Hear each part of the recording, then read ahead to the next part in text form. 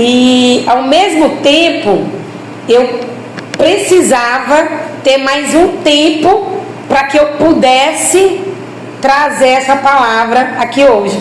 E por que eu estou dizendo que isso trouxe um ensino para mim? Porque a palavra diz que nós temos que estar prontos em tempo e em fora de tempo. E aí eu fiquei, rapaz, por que é que eu não estou pronta se é algo que eu sabia que a qualquer momento eu iria trazer essa palavra à igreja? E aí isso traz um ensinamento para mim, porque a palavra diz que o Senhor, ele não vem, entenda isso, porque isso é forte, ele não vem como um convidado, ele vem como um ladrão. Como é que o ladrão vem? Quando ninguém está esperando. Quando é que o ladrão vem? Quando todo mundo está acomodado. É assim que ele vem. É por isso que a palavra também diz que nós temos que estar preparados em tempo e em fora de tempo. Porque o Senhor, ele está ao tempo todo nos anunciando, nos ensinando, né? Já se passaram 2000 anos depois da vinda de Jesus, e o Senhor está nos falando, está nos ensinando, e cada dia mais a gente observa que a gente caminha para o alvo. Qual é o alvo? É a vida de Cristo. Que hoje a gente tem visto muita coisa que está acontecendo no mundo e a gente fica, meu Deus, o que é isso? Não é para assustar, não. É para a gente já estar preparado para tudo isso, porque a gente sabe que isso vai acontecer. Porque é a palavra que registra isso. Nossa, meu Deus, aconteceu isso, está acontecendo isso com o Brasil, e todo mundo fica aí, sabe o que é isso? É distração de Satanás. Tá? Eu tive uma conversa, inclusive, esse dia não, hoje, né? Hoje de manhã, porque às vezes a gente está vendo aí muitos posicionamentos, eu não digo nem posicionamentos religiosos, mas lideranças religiosas, ouvindo o que está acontecendo no Brasil, entende? Falando e vendo o que está acontecendo no meio político, no judiciário e tal, e tudo, e o pessoal está vidrado nisso. Eu digo que eu tenho uma em casa que amanhece o dia dele, ele sabe tudo que aconteceu no mundo. Esses dias ele estava olhando um carro, né? Eu vou trocar o meu carro, e aí ele ficou olhando, estudando, é impressionante. E ele não erra, né? Quando eu comprei o atual carro que eu estou, eu lembro, gente, que ela foi novo no mercado, e todo mundo ficou assim, tipo, meu irmão, rapaz, para apostar nesse carro, um carro caro desse, um carro que não ainda não é brasileiro e tal, não sei o que, meu irmão e meu cunhado, falando e tudo, mas o Genésio lá, estudando tudo, tá vendo? O carro é esse e tal, não sei o que. Gente do céu, foi assim uma escolha de fato muito assertiva, só para vocês terem uma noção,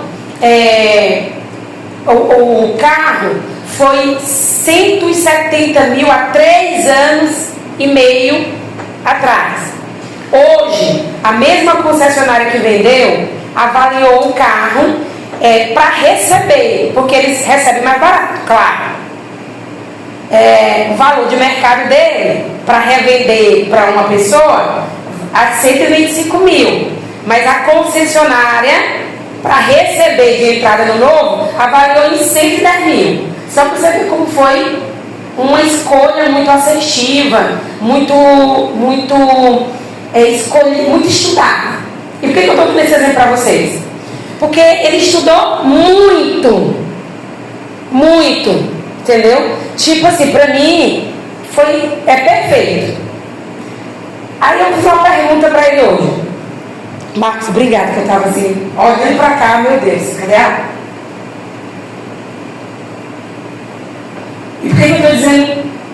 que eu falei para ele hoje de manhã é o seguinte: ele estava olhando lá, não sei o que, para ver essa troca. Eu falei assim: tu já pensou se todas as vezes que a gente fosse comprar algo pra gente, estuda tanto, se dedica tanto para escolher bem feito, para ter uma escolha assertiva, tu já pensou se tudo aquilo que a gente fosse fazer para o Senhor, se até não, que isso tem que ser algo mais importante, se até a preparação de uma ministração tu calculasse cuidadosamente, estudasse profundamente as Escrituras,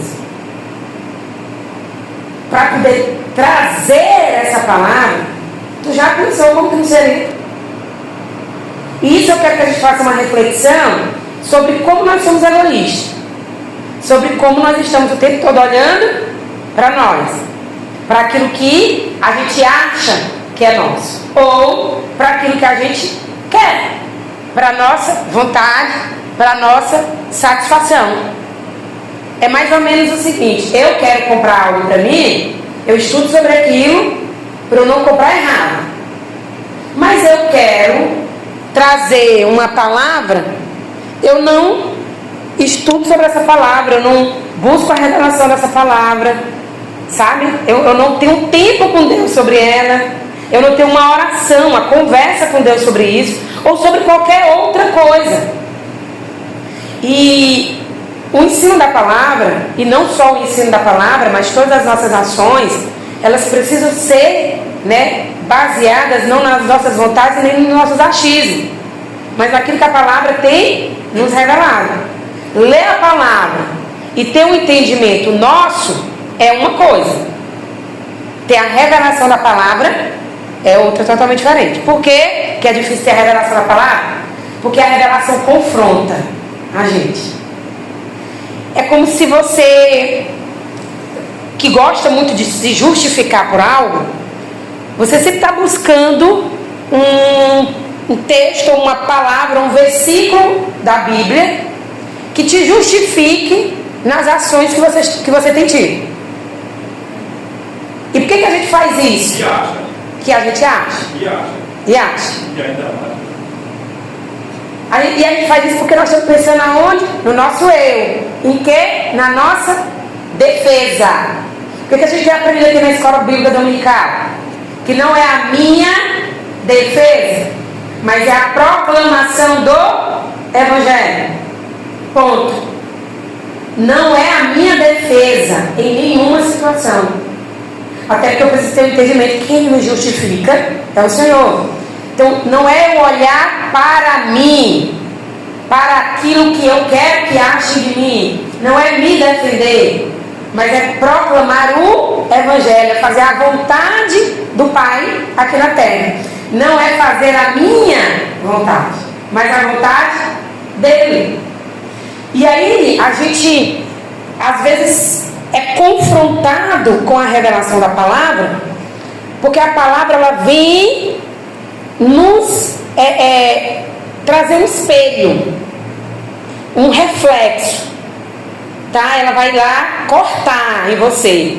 É como se como não é ela te dizer na cara limpa: tu tá errado, mas tu tem buscado as tuas justificativas, porque você tem pensado em você, na sua vontade, na sua defesa, no seu desejo, naquilo que você quer, naquilo que está no coração, tá? E aí nós vamos meditar hoje num texto bem conhecido, que é lá no livro de Esther, no capítulo 6, do verso 1 ao 4. Vai nos contar a história de um homem chamado Mardoqueu. Que esse homem ele tem um feito, ele tem um ensinamento para nós sobre aonde nós temos semeado, se é na minha vida ou é na vida do outro, se é pensando em mim ou na vontade do Pai, na minha vontade ou na proclamação do Evangelho. do verso 1 vai dizer assim: naquele mesma noite fugiu o sono do rei. Então mandou-se trazer o livro das memórias da crônica, e se leram diante do rei.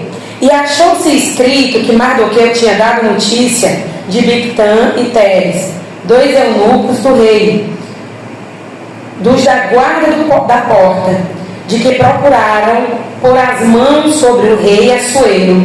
Então disse o rei: que honra e galardão se deu por este Mardoqueu? E os jovens do rei, seus servos, disseram: coisa nenhuma ele fez. Então disse o rei: quem está no pátio? E Amã tinha entrado no pátio exterior do rei para dizer ao rei que enforcasse a Mardoqueu na forca que ele lhe tinha preparado. Gente, Mardoqueu é o tio de Esther. Mardoqueu, nesse momento aqui, a palavra diz que ele está na porta do templo, né? Do templo não, do palácio. Ele está na porta do palácio, vestido de pano de saco, jejuando e orando. E ele estava lá na porta por quê? Porque ele estava esperando ver Esther, né? Se ele via Esther ali, para ter uma conversa com Esther, porque tinha havido um edito. Qual edito era esse? Um edito que era para exterminar todo o povo judeu que vivia ali. E esse edito, ele foi impulsionado, foi orientado a ser feito por Amã, né? O Amã, que era um chefe ali do exército do rei, um homem de confiança do rei Assuero. Ele faz com que o rei, né, imita esse edito. E por que ele faz isso? Porque ele não gostava de Amã, não gostava de Mardoqueu. Porque toda vez que Amã passava, que ele era um dos maiorais ali, ele era chefe do exército, ele havia ordenado que todo o povo se curvasse diante dele. Só que Mardoqueu não fazia isso. Isso foi incitando a ira de Amã, né? Porque Mardoqueu não se curvava diante dele, porque Mardoqueu dizia que só se curvaria diante do Senhor. E aquilo foi irritando Amã, a ponto de Amã fazer com que o rei emitisse esse edito. Só que Amã, não se conformando já com o edito, que estabelecia ali um prazo e uma data certa para que todo o povo fosse exterminado, e lembrando que Mardoqueu estava lá na porta do palácio, vestido de pano de saco, orando, jejuando, em prol que Deus intervesse naquela situação, tá? Qual situação? Da morte de todo o povo judeu. Ele estava preocupado com quem? Com o povo. Ele estava preocupado com a morte daquele povo que estava ali se aproximando. Então ele estava orando, pedindo pelo povo, inclusive tentando ali ver Esther, para ele ter uma conversa com Esther, que mais lá na frente ele tem esse contato com Esther, e ele fala para Esther, né, intervir, falar com o rei. E aí Esther diz assim: mas eu não posso, como que eu vou aparecer na frente dele se eu não fui chamada? E quem ia aparecer na frente do rei sem ser chamada podia morrer. Aí o tio diz assim para ela: Esther, fica tu sabendo que se não for tu, vai ser outro, mas vai ter alguém que vai intervir pelo povo. E aí é quando Esther volta, vai orar, jejuar, para poder entrar na presença do rei. Mas voltando a Amã, já tendo conseguido esse edito, já tendo data certa no calendário para extinguir, matar todo o povo judeu, não se conformando com isso, ele traça um plano. Ele está em casa e ele projeta uma forca para matar Mardoqueu. Aí a Bíblia diz que ele faz essa forca, e eu acredito que ele pensou assim: eu vou já lá onde o rei, que ele está indo onde o rei agora. E no quintal de casa. No quintal de casa. E aí ele está indo, fez ali no quintal de casa, E agora ele está indo aonde? Está indo lá onde o rei. Eu vou logo matar ele, primeiro do que os outros. E aí ele está indo onde o rei, para pedir ao rei a autorização para enforcar Mardoqueu. Aí a Bíblia diz o quê? Que o rei perde o sono naquele dia. Aí eu pergunto para vocês, foi por acaso que o rei perdeu o sono? O rei perdeu o sono. Perdeu o sono, não conseguia dormir. Aí o rei diz assim: traz aí para mim o livro das crônicas. Eu quero o livro das crônicas. Era o livro dos registros. As atas, tudo aquilo que acontecia era escrito, registrado lá. E aí ele traz o livro. Aonde que ele abre o livro? Os servos abre num registro que havia lá há um tempos atrás, ele abre naquele registro, o registro que falava de Mardoqueu, que havia 2 eunucos, Bigtan e Teres, que estavam tentando matar o rei, estavam conspirando contra o rei. E Mardoqueu descobre, e Mardoqueu vai lá e avisa e salva a vida do rei. Só que eu acho interessante que Mardoqueu, ele faz isso sem medo. Ele vai lá e faz. Ele viu, estava errado, viu que o inocente ia morrer, e ele vai lá e intervém na vida daquela pessoa. No dia de hoje, cuidou da vida de alguém. E aí ele faz isso. Só que o rei não ficou sabendo. E muita gente não ficou sabendo. Claro. E nem precisa. E o que eu quero dizer para vocês? Que há um registro daquilo que nós temos feito. De tudo que nós temos feito, existe um registro. Havia um registro daquilo que Mardoqueu havia feito. Pela vida dele? Não. Por ele? Não. Pela vida de outra pessoa. Quem era essa outra pessoa? Era um rei que não era judeu. Quem era essa outra pessoa? Alguém que não era amigo, alguém que era chato, alguém que eu não gosto. Mas ele tinha um feito na vida de alguém, um semear na vida de alguém, um cuidado pela vida de alguém. Alguém que estava diante da morte, mas ele foi lá e cuidou. E esse feito estava registrado. Esses dias eu estava lendo, eu comprei um livro devocional de casais, e eu achei interessante uma frase que tem nele, diz assim: qual o depósito que você fez hoje no seu casamento? E aí a gente pode pensar em inúmeras coisas. E eu fiquei pensando, o que foi que eu depositei hoje no meu casamento? Foi um cuidado? Foi amor? Porque aquilo que eu deposito é aquilo que eu vou tirar. Não tem como. É a palavra que diz. O que é que eu tenho depositado na vida das outras pessoas? O que é que eu tenho feito pelas outras pessoas? De que forma eu tenho cuidado de outras pessoas? Às vezes a gente vê alguém passando necessidade e a gente diz assim: oh meu Deus, coitadinho, não é? Nossa, não faz nada. Não, Ninguém ajuda e ele não faz nada.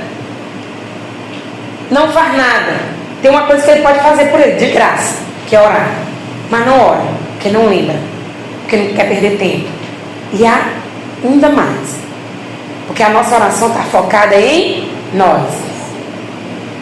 Eu me dei conta esses dias de que quantas vezes na semana e quantas vezes nas minhas orações diárias eu não tenho falado das minhas filhas, do meu marido, da minha casa, e não estou dizendo que isso é errado, não. O que eu estou querendo dizer é uma análise que eu fiz daquilo que eu tenho apresentado para o Senhor com relação às pessoas que eu amo, que estão na minha convivência, E quantas pessoas eu tenho apresentado que não estão ali dentro da minha convivência. Quantas vezes a gente diz assim, tá, eu vou orar, e nem orou. Nossa, fulano está passando, você vê alguém lá passando por uma situação, né, de fragilidade, alguém que está aí perto de você, está passando por uma dificuldade, seja no relacionamento ou aonde for, você tem coragem de fazer uma visita. Uma visita, pegar alguém para cuidar, sabe? Pegar alguém para dizer assim, nossa, eu vou ajudar fulano, eu vou entrar nessa com fulano, eu vou fazer isso por alguém. E não é por intenção de nada, não é imagina, nossa, não é obrigação, não, tem que ser uma intenção genuína do nosso coração, tem que ser um desejo espontâneo, tem que fazer parte da minha essência. Porque se não fizer parte da minha essência, eu achar que é por merecimento, eu não vou fazer o que a irmã fez. Porque talvez Assuero, não sei, se não judiou do povo judeu, também nunca deu importância para o povo judeu. E merece salvar ele da morte? Merece. Aí a gente pensa que a morte é só a morte de alguém, como esse caso, que tem alguém ali conspirando que vai lá e pá, vai matar. Não, tem gente que está morrendo em muitas áreas da sua vida. Dentro do relacionamento entre marido e mulher. Tu tá vendo gente, mas a gente tem dificuldade de pegar aquela pessoa e botar debaixo do braço para cuidar. E por que eu digo botar debaixo do braço? Porque não é uma conversa, não é só um convite, não é só um momento que a gente vai... Não! É vários e é cansativo. É extremamente cansativo. Porque tu vai lá, senta hoje, conversa, daqui a 3 semanas ele faz a mesma coisa que ele fez, ela faz a mesma coisa que ela fez, aí tá lá um pro lado, outro pro outro, aí tu vai ter que ir lá atrás de novo, juntar eles dois de novo, conversar de novo, preparar um momento de novo, continuar em oração de novo. E aí tu fica assim, meu irmão, eu não aguento mais fulano, não. Vira e mexe o teu que está lá. Tu já pensou se Jesus dissesse isso com a gente? Eu nem aguento mais essa menina. Toda hora me pedindo alguma coisa. E aí a gente não tem tido esse cuidado pela vida da outra pessoa. Às vezes tem alguém que está morrendo espiritualmente. Está bem pertinho de você. Aí tu... chama a primeira vez, e aí tu faz aquele momento, né, e tu conversa da palavra, tu dá conselho, e aí aquela pessoa não ouviu naquele momento, daqui a 2 dias tá fazendo a mesma coisa de novo, aí tu já zangou, mas depois tu vai lá, chama de novo, conversa, por 3 dias a pessoa tá fazendo do mesmo jeitinho, aí tu diz, pronto, deixa de mão, tô cansada. Já pensou se Jesus dissesse a mesma coisa com a gente? Estou cansada, Jesus. Não aguento mais, eu te deixar de mão. E aí você não quer. E nós fomos chamados para cá para quê? Foi por amor a nós, foi por amor ao outro. Porque se a Bíblia diz que nós temos que ser a imagem e semelhança de Jesus, o que Jesus veio fazer aqui? Jesus ele não veio se salvar. Ele não veio. Quando ele está agonizando na cruz, a carne, a parte homem de Jesus diz assim, Senhor, afasta de mim esse cálice. Eu não aguento mais isso aqui. A parte carnal, a parte homem de Jesus disse isso. Só que aí a parte Deus diz o que depois, logo em seguida? Mas sobretudo seja feita a tua vontade. O que Jesus estava dizendo para nós? Que vai ser difícil se sacrificar pelo outro. Vai ser dolorido se sacrificar pelo outro. Não é dor, é cansativo. Não é fácil, existe um preço. existe um preço, mas a vontade do Pai é essa. Essa é a vontade do Pai. Esse homem foi lá, e porque ele fez isso, ele tinha um feito que estava registrado. E Davi, ele vai dizer lá no Salmo 56, no verso 8, ele diz que o Senhor não tem todas as minhas lágrimas guardada no odre e registrada em um livro. Não é só água salgada, não. Deus está vendo. Ele está vendo o nosso choro, Ele está vendo as nossas ações, e Ele está vendo onde nós estamos semeando. Nós estamos semeando na nossa própria vida, ou nós estamos semeando na vida de outras pessoas? Nós estamos alimentando somente a nossa vida, ou nós estamos alimentando outras pessoas, seja financeiramente, seja espiritualmente. E eu tenho feito muito essa reflexão. Será que eu tenho cuidado da vida de alguém espiritualmente? Porque você paga um preço por isso. Será que eu tenho cuidado da vida de alguém financeiramente? Mas aí você lembra, né? Todo mês eu fulano, beltrano e tal. Mas não dá para fazer mais? O Senhor não tem sido mais abundante? Não é para que eu seja ainda mais abundante na vida de outras pessoas? Ou será que a gente está olhando sempre para nós, para a nossa dor, para aquilo que a gente tem sofrido, para aquilo que, nossa, eu estava estudando outro dia sobre isso, achei muito interessante. Um pastor disse o seguinte: todas as vezes que você vê alguém, que ele está o tempo todo falando da dor dele, falando daquilo que ele viveu, do que ele sofreu, nossa, mas a minha mágoa, ele sempre está trazendo, né, a dor, trazendo aquilo que de ruim ele viveu, né, apresentando. Então, vendo na cabeça dele, não está nem se justificando, mas está diante de Deus. E ele diz o seguinte: essa pessoa sempre vai ter com ela, sobre ela, o espírito de Jezebel. Ele diz o seguinte: quando Elias, ele foi, chama os profetas, diz para cá, manda Jezebel chamar os profetas dela lá, para eles irem lá no monte lá e cair água, a terra estava seca. Chama, que eu vou lá também. E aí Elias está lá esperando eles, os sacerdotes dela, orar. Só que antes deles orarem a Baal, o que eles fazem?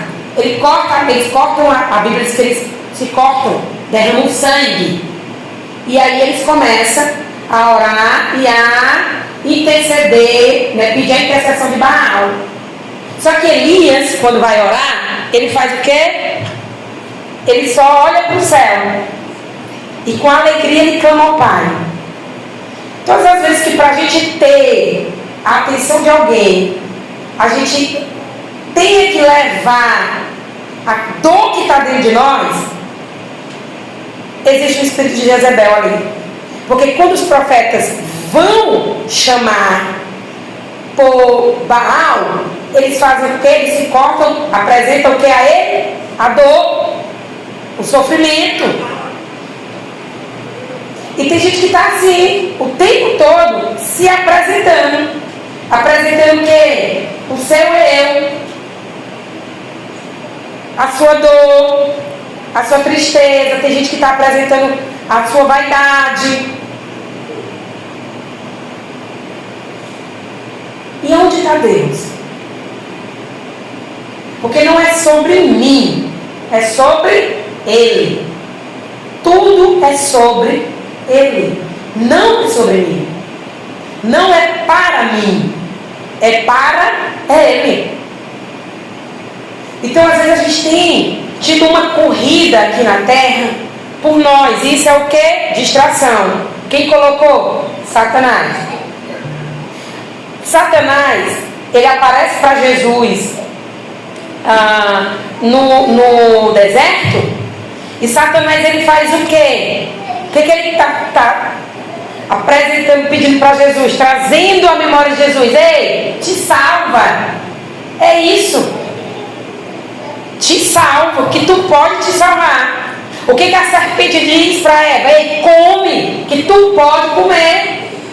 Sempre pensando em si mesmo. E não é sobre nós. Aí Jesus responde a Satanás. Meu pai também diz, está escrito também, que nem só de pão vive o homem. Não se distrai. Então por que nós estamos muito... Por isso que tu falou no começo, que eu estava argumentando, a pessoa fica achando que eu dentro da Bíblia para justificar as suas ações. E o Satanás, ele sempre vai usar a Bíblia para justificar as suas realidades. Porque Satanás, ele não quer que eu faça aquilo que é errado. Ele quer que eu faça o que é certo com a intenção errada, com a motivação errada. É por isso que às vezes a gente está pegando textos da Bíblia e justificando o nosso erro ao nosso favor. Algo que é certo com a motivação errada. Qual é a motivação? Esconder o meu erro, o meu pecado, que eu estou fazendo que não é certo. E aí a gente não entende que a gente está muito focado na nossa vontade, no nosso eu, naquilo que eu quero fazer, naquilo que eu necessito, na minha necessidade. Na minha necessidade. Mais do que eu estava preocupado com a necessidade de quem? De todo o povo. Eu não estava pensando nele. Porque se ele estivesse pensando nele, sabe o que ele tinha feito? Errei. Porque o que o rei faz? Quando o rei descobre, oxe, quer dizer que esse homem que me salvou. E o que foi feito para ele? Aí o servo diz o quê? Não, Senhor, nada foi feito. Nada foi feito a ele. Aí ele diz assim, quem está chegando ali no pátio?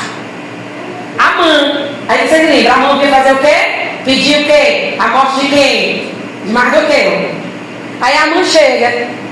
Quando Amã chega, antes de Amã pedir a forca, a morte de Mardoqueu, entenda, Mardoqueu livrou o rei da morte.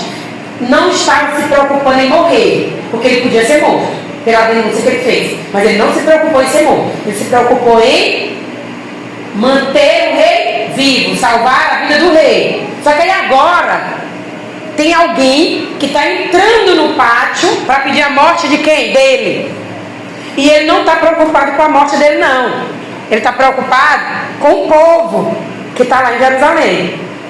Aí quando ele está entrando para pedir a morte de Mardoqueu, a Bíblia diz que antes dele pedir a morte, o rei fala primeiro. Aí o rei diz assim, Amã, o que se deve fazer a um homem quando se quer honrar? Que muita honra merece, porque honra só é paga com honra. E aí você vai pensando aí na tua cabeça, será que as pessoas que têm honrado eu tenho honrado? Pensa aí, tá? Você vai lá para casa. Todo mundo que já me honrou, eu tenho honrado? E eu não estou dizendo para você que quem honra tem que se preocupar ou esperar que alguém me honre. Não, não estou falando sobre isso. Eu estou falando quem recebe a honra. Quem recebe a honra.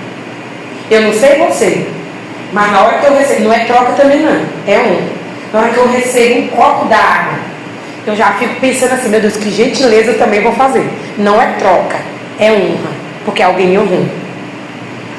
E aí, ele faz essa pergunta para a mãe. Aí a mãe pensa assim, claro que deve ser comigo. Eu sou tão importante. Aí ele fala o quê? Ele fala aquilo que ele queria que fizesse com ele. Aí ele diz, rei, eu acho que para o senhor honrar bastante alguém, o senhor tem que pegar o seu cavalo, né, de rei, a sua roupa, colocar ele em cima do cavalo, botar ele com o manto do rei e colocar um dos maiorais aí do palácio para ir puxando o cavalo e dizendo, honrando. E aí tem um, eu não lembro agora, mas ele vai dizendo, entregue a veste, verso 9, entregue-se a veste, o cavalo, à mão de um dos príncipes do rei, dos maiorais senhores, vista dele aquele homem cuja honra se agrada, e leve no cavalo pelas ruas, e apegou-se diante dele. Assim se fará ao homem de cuja honra o rei se agrada. Aí, você entendeu?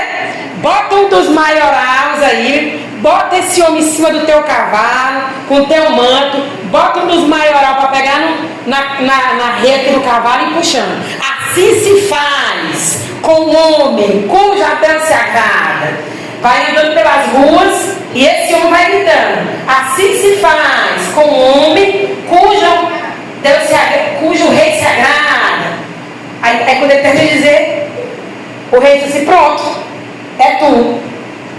Pega lá a corda, pega lá um negócio, chama aí Mardoqueu. Quem é Mardoqueu? O homem que ele está chegando para mandar matar. Chama aí Mardoqueu. Pega aí a mão, bota aí no cavalo, veste com minhas roupas e sai puxando esse cavalo e gritando isso aí. Você está entendendo o que é isso, gente? É porque quando eu obedeço a palavra de Deus, quando eu faço aquilo que Deus disse para mim fazer, o Senhor vai cuidar daquele que é meu. A gente ainda não entendeu porque não quis, mas a palavra está dizendo o tempo todo. Quando a gente cuidar daquilo que Deus, que é do Senhor, daquilo que Deus pediu para nós cuidar, Ele vai cuidar daquilo que é nosso. Gente, tu não vai passar fome, tu não vai passar necessidade, tu não vai morrer, porque existe um plano sobre a vida de Mardoqueu. Satanás tinha um plano de quê? De matar, de destruir, de acabar com a vida dele. Existia um plano, mas Mardoqueu tinha um feito. Você tem esse feito? Você tem cuidado de alguém? Você tem salvado a vida de alguém? O que você tem feito? Ou você tem matado? Tem gente que tem matado a mulher e não sabe. Tem mulher que tem matado o marido e não sabe. Tem pai que tem matado os sonhos dos filhos e não sabe. Tem mãe que tem matado um propósito e não sabe. Aí acha que não. Eu estou cuidando. Não. Qual é o feito? O que é que está registrado no livro de Deus a teu respeito? O que está registrado? Porque Satanás, uma hora ou outra, ele vai tentar acabar com o teu casamento, ele vai tentar acabar com a tua vida, ele vai tentar te matar, ele vai tentar te deixar depressiva, ele vai tentar acabar com a vida dos teus filhos. Já tem uma coisa, ocupar. Ele vai te ocupar, porque ele quer te ocupar para te distrair. E aí tu acha que tu está fazendo o quê? O certo. E aí tu acha que tu está se ocupando porque eu tenho que prover, porque eu tenho que oferecer o que é melhor para a minha família. É isso que Satanás quer que eu pense. Aí ele vai usar o texto e vai dizer assim, não, mas eu tenho que ganhar do sol da minha testa, eu tenho que trabalhar porque eu tenho que sustentar minha família. A palavra. É isso que Satanás quer que faça. A palavra do Senhor vai falar, descansa no Senhor, que ele se exatamente isso. Entende? E tu está distraindo e não está enxergando. Te ocupou, roubou o teu tempo que era do Senhor. E eu não falo só de um tempo de vir na igreja e sentar aqui, não. Não é sobre isso, não. É um tempo com Deus, de intimidade com Deus, de entendimento, de conversa, de ouvir a Deus, que Deus fala. E a gente tem mania de não ouvir Deus, porque ele só quer falar. E aí ele está nos ocupando, está nos distraindo e a gente está caindo. Porque o plano dele é esse. O plano dele é tirar o nosso foco. O plano dele é nos distrair. Porque aí quando tu está distraído, tu começa a morrer espiritualmente. Tu perde. Porque o teu propósito vira o quê? A tua vida. O teu bem-estar. A tua qualidade de vida. As pessoas que estão à tua volta. Aí o teu propósito fica onde? Na terra. Não está focado no céu. E aí o que Satanás faz a gente acreditar? Que eu preciso me ocupar, porque eu preciso fazer isso e aquilo, porque eu preciso cuidar daqui da terra, daquilo que eu tenho aqui na terra. E aí eu esqueço aquilo que o Senhor diz para mim, que eu preciso cuidar daquilo que é do céu, porque aquilo que é meu, Ele vai cuidar. Amã estava cuidando de quem? Quem cuidou dele? Porque eu vou dizer uma coisa para vocês. Tinha alguém que podia livrar a Amã da morte? Gente, não tinha. Você tem noção de quem era Amã? Então Mardoqueu não tinha que livrar Mardoqueu. Porque Amã, ele era a primeira pessoa do rei. Só quem podia livrar ele era o Senhor. E o depósito de Mardoqueu estava onde? No Senhor. Ele não estava se preocupando com a vida dele, mas com a vida do outro. A palavra diz assim: aquele que quer salvar a sua vida por amor a mim, esse morrerá. Mas aquele que quer perder a sua vida por amor a mim, esse viverá. Isso é forte.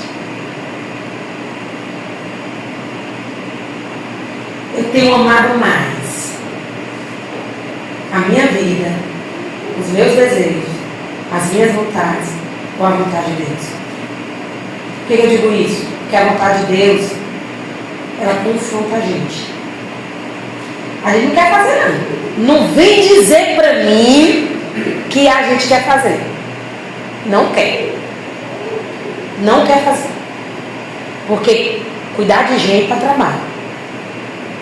Obedecer a palavra dá trabalho. Dá trabalho. Mas Mardoqueu, ele tinha um feito. Ele tinha um feito. E o mais interessante é que a Bíblia diz que depois de toda essa honraria, Mardoqueu voltou para a porta do palácio, vestido de pano de saco, orando e jejuando. Será se não fosse eu tinha dito assim: ei, rei, já que eu te salvei da morte, o Senhor pode escrever um edito salvando a mim também?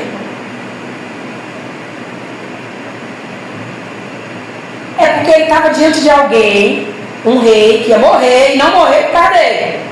Só que agora todo o povo judeu ia morrer, inclusive ele. Então ele podia, rei, depois dessa honraria toda, né? Deixa eu ficar aqui dentro do palácio. A Bíblia diz que ele voltou para a porta, vestido de pano de saco, para orar, jejuar, se humilhar na presença de Deus. Nada pode tirar a mão da presença do rei. Nada. Não tem riqueza, não tem prosperidade, não tem bonança, não tem boa vida, não tem descanso, nada. Não tem pessoas, não tem situações, não tem ninguém que possa, ou que deva, ou que eu aceite que me tire da presença de Deus. Nada. Nada. Eu ouvi um testemunho de uma moça, eu até falei aqui já na EBD, eu geralmente faço um café lá em casa com algumas pessoas, uma vez no mês, e aí eu chamei essa moça, e aí a gente estava conversando e tal, e aí a menina trouxe um texto, a palavra, para a gente meditar, não lembro a referência agora, mas o texto diz: tudo quanto nós fomos fazer, está lá em Colossenses, não lembro? Tudo quanto nós fomos fazer, que nós façamos para a glória de Deus. E aí a gente começou a meditar sobre ela, falando sobre isso. E aí ela disse o seguinte: será se tudo que eu tenho feito, essa pessoa que trouxe esse texto, ela orou durante muito tempo para gerar um filho. E aí ela gerou esse filho. E com poucos dias, 4 meses, né? Eu estava à espera dessa gestação. E aí veio tão sonhado filho. Com 4 meses ela descobre que a criança não tem, né? O geneticista descobriu que ela não tem o cérebro formado e que ela precisava tirar. E ela disse: não vou tirar. E eu vou esperar. E estava esperando pelo milagre de Deus. E ela levou a gestação até os 9 meses. Uma menina nasceu um berço evangélico, uma pessoa que para mim é uma referência. E aí, 9 meses, criança nasceu, o milagre não veio, né? Criança com 3 horas depois que nasceu, veio a óbito. E assim, na hora que a criança nasceu, 3 horas depois, veio a óbito. E aí, 2 horas depois eu liguei para ela. E aí quando ela me atendeu, eu estava me acabando de chorar. E ela disse assim: aquilo que o Senhor faz não cabe a mim questionar. Eu chorei a noite todinha. Você precisa ver como é que ela está, rasgando por dentro. Mas eu vi, sabe o que? Ela usar a dor dela para glorificar o nome do Senhor. Aí, essa pessoa foi que levou esse texto. Quando ela terminou de ler, aí a mãe dessa criança, ela me contou, ela disse: Fabiana, eu tive um sonho 2 meses antes. E nesse sonho, eu sonhei perdendo ele no shopping, perdendo ele num lugar. E daí eu fui para São Luís, lá em São Luís, a gente estava lá, e eu perdi ele no shopping. E eu estava orando, né? Ela é muito católica. Eu estava pedindo para o Senhor, né? Mas foi um tempo que eu me aproximei mais, me dediquei mais a ele. E aí a gente estava no shopping, ele se perdeu, eu encontrei. E ali para mim, nossa, foi um alívio. E eu até que eu achei que era aquilo. E daí 1 mês depois acontece isso, ele se engasga. Eu levo para o hospital, ele morre no meu braço antes de chegar no hospital.